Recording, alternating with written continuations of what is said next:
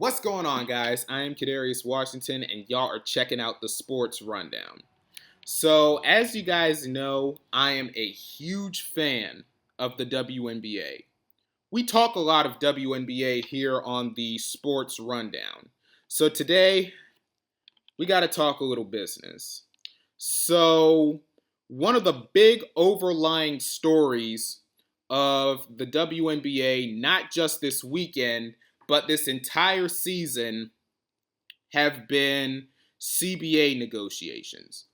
As you guys may know, the Players Association opted out of their current CBA last year, and both the league and the Players Association have to agree to a new CBA by October the 31st in order to avoid a full-blown work stoppage. And one of the biggest stories in sports happened this weekend at the WNBA All-Star Game.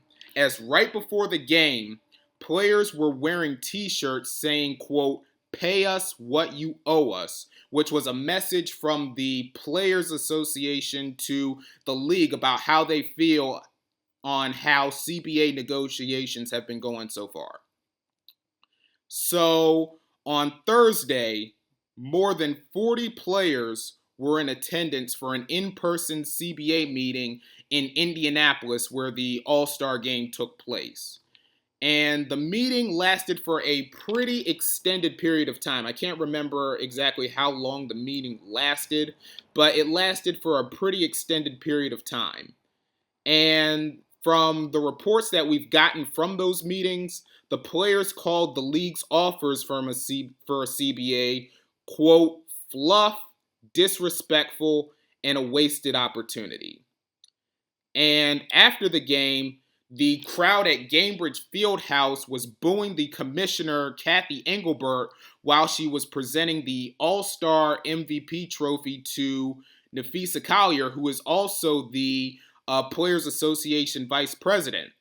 And the crowd at Gainbridge Fieldhouse was also chanting, quote, "pay them," lobbying to pay the players as far as the WNBA is concerned. And then Washington Mystics All-Star Brittany Sykes, one of the All-Stars from the Mystics, held up a sign saying, quote, "pay the players." And she displayed this sign while Holly Rowe and ESPN were giving interviews after the All-Star Game. And this whole situation with the CBA and, of course, the players trying to combat to get what they desire has been a pretty hot button topic in the world of sports so far. So right before I give you guys my opinion on this thing, let's take a look at the facts of the case. So listen, a lot of people who are against the players in this situation are going to use this particular argument right here. In 2024, last season, the WNBA lost $40 million. And also, historically, a lot of people are going to use this argument as well, that historically the WNBA has never been profitable and that the NBA has been subsidizing the WNBA. And while those statements may be true, here's a rebuttal to that, which leads to my next fact of the case. One thing to look at here, too, is that the WNBA's current TV deal from the last few years and right now is about $45 million annually. Starting next year, not 3 years, not 5 years, by this time next summer, the WNBA will be making $200 million in its TV rights deals with CBS, CBS Sports Network, ABC and ESPN, their Friday night package with ION, their Thursday night package with Prime Video, and now new partners in NBC and Peacock. And another fact here, and this is a very key thing to look at with these negotiations. So the WNBA's counterparts, the NBA players are receiving up to 50% of the league's revenue. That, of course, being ticket sales, merchandise, and, of course, TV media rights. WNBA players are only receiving 9.3% of the league's revenue. And on top of that, the WNBA salary cap right now is at $1.5 million. That is less than half of the veteran minimum in the NBA. So now that we looked at a few of these facts right here, here's my opinion on the matter. I have a few opinions on this.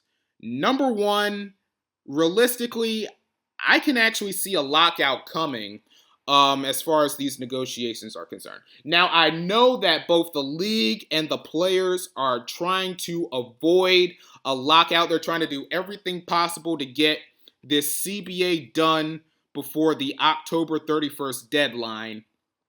But truthfully, I can see a lockout coming because, listen, the players have noted this, the league has noted this. This is the most critical CBA negotiation in the history of the WNBA.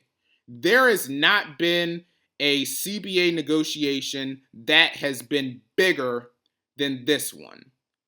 And a negotiation like this, I know when we get closer to the deadline, we'll hear more stuff about it. But realistically, I can see a lockout coming. How long do I think it's going to be? I don't know. But I do think that we're going to get a lockout of some sorts while the league and the players are trying to negotiate this CBA. Now, of course, they're trying to avoid this because coming up after the season, they're going to have the expansion drafts for the Toronto Tempo and the Portland Fire.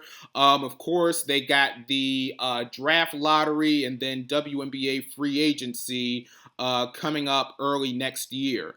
So they're trying to avoid a lockout, but I can realistically see one coming with this negotiation. And my next opinion here, it's time to give the players what they're asking for. It's time to raise these players' league revenue share. Now, listen, the WNBA players, listen, they know this. They're not necessarily asking to get paid like their counterpart NBA players. They're asking for a higher percentage of league revenue. So let's just say they ask for, I'm going to throw a number out there. Let's just say 45%. So if they raise the players' league revenue share to 45%, it could potentially raise the salary cap, it could raise the players' salaries, and it could allow for roster expansion, which was another issue going on, I believe, in the CBA negotiations as far as roster sizes are concerned. And a larger cap could definitely accommodate a larger roster up to, let's say, 15 players.